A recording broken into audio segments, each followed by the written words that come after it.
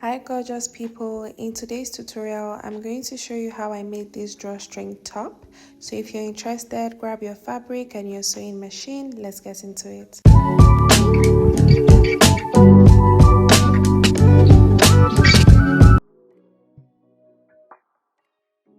To start off with the pattern drafting, I'll mark a starting line, and this line is going to serve as my shoulder line. From the shoulder line, I'll come down and mark my chest line. And from that point, I'll go down and mark my waistline plus 1 inch for hemming allowance. I'll repeat the same thing on the other side and then I'll connect. On the shoulder line, I'm going to mark my shoulder measurement divided by 2, but I'll subtract 1 inch from that figure. And whatever I have, I'll put the same thing on the chest line and then I'll connect the 2 points together.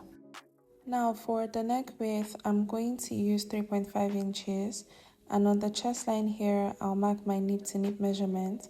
But before I continue, I'll finish up the neckline. So I'll come down 3 inches for the neck depth and I'll connect these points together. The depth for the back neckline is 1 inch. I'll come down here by 1 inch to create my shoulder slope.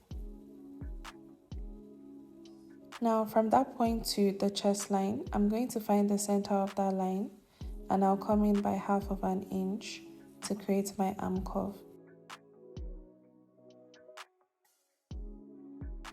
Now on the chest line, I'll mark my bust circumference divided by 4. On the waistline, my waist circumference divided by 4. I'll add 1 inch for sewing allowance and I'll connect these points together.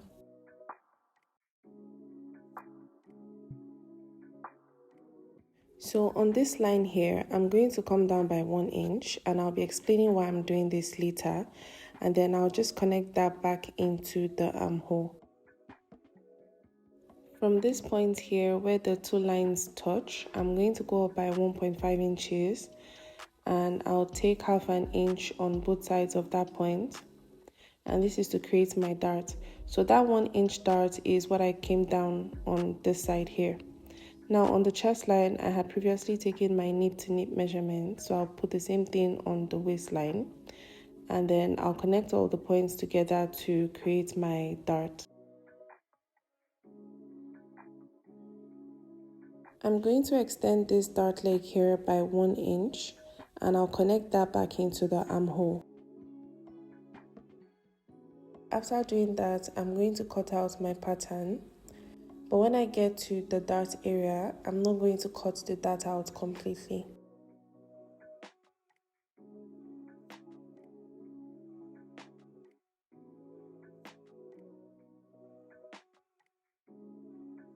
After cutting it, I'm going to bend it like this and I'll tape it down, and I'll also redraw the armhole to get a better shape.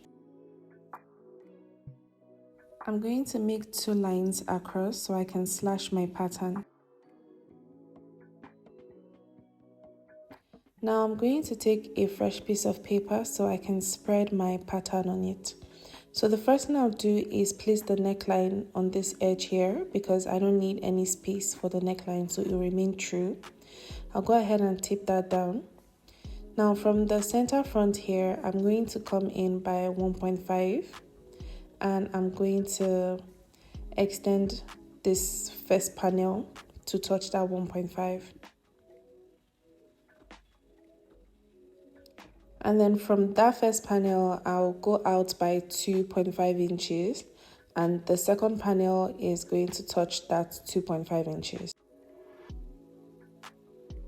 Okay, so I'll do the same thing again, come out 2.5 inches and put the third panel on that mark.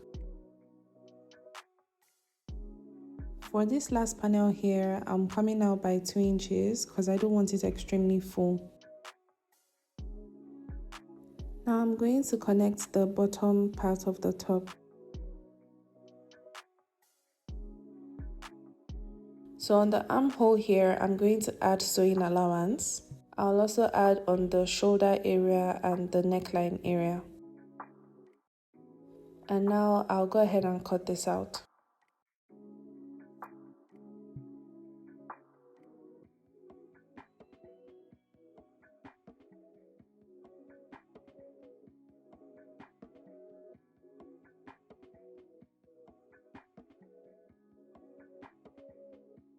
I've cut out the back piece. So for the front piece, I'm going to lift this side up. I'm also going to lift this bottom piece.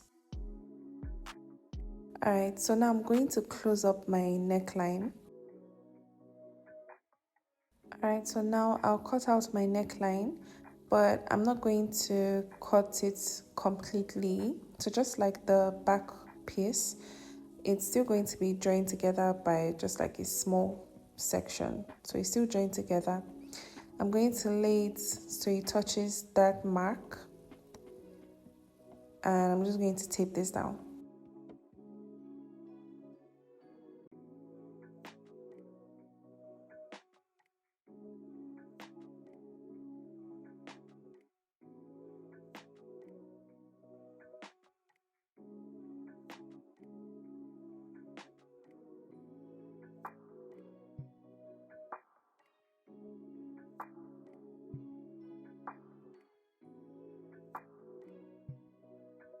To begin sewing, I'll place the front piece and back piece right sides facing together. I'm going to sew down the shoulders, and for the side, I'll come up by 2 inches and sew this other part. I'll do the same thing for this other side.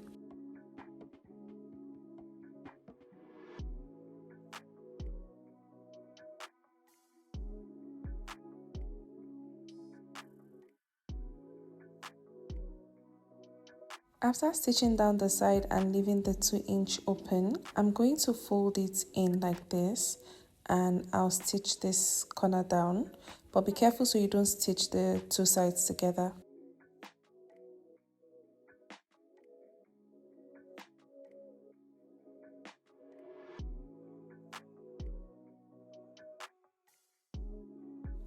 This is what it looks like after doing that. And the reason why I'm doing this is so that when I fold in my hem, I'm going to have a nice finished edge. The next thing I'll do is turn my top to the back. So this is the back of my top here. And I'm going to be opening up the neckline. And to do that, I'll fold my top to get the center back.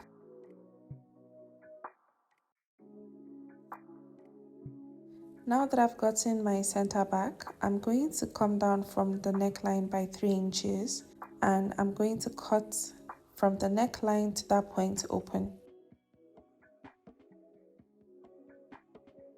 Now that that's done, I'll attach my bias to the neckline and the armhole.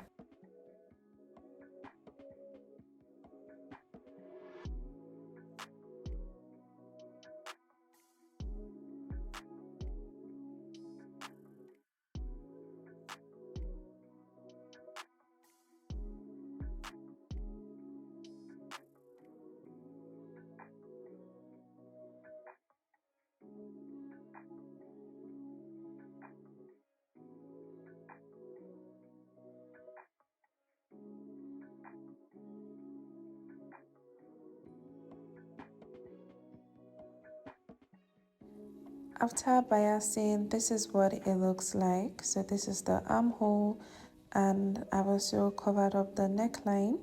So for the back neckline, I'm going to use a snap button to just finish up the neckline. The next thing I'll do is take this to my sewing machine and sew down the hemline, but I'm also going to be creating like a casing where my rope will pass, and that is what is going to give that drawstring effect.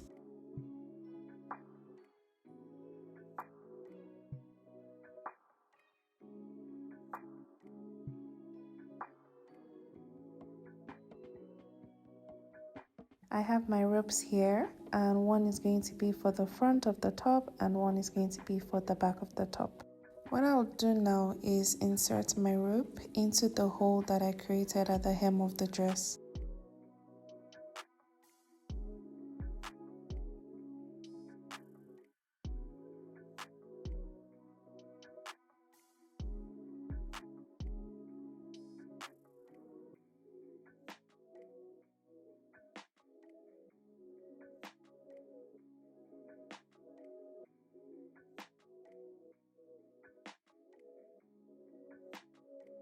I'm going to adjust the bottom so it's equal on both sides. But that's it, guys. That is how you make a drawstring top. I hope you enjoyed this video. Please don't forget to subscribe, don't forget to like, and as always, leave your comments down below because you know I'm always there replying you guys. So I'll see you in the next one. Bye.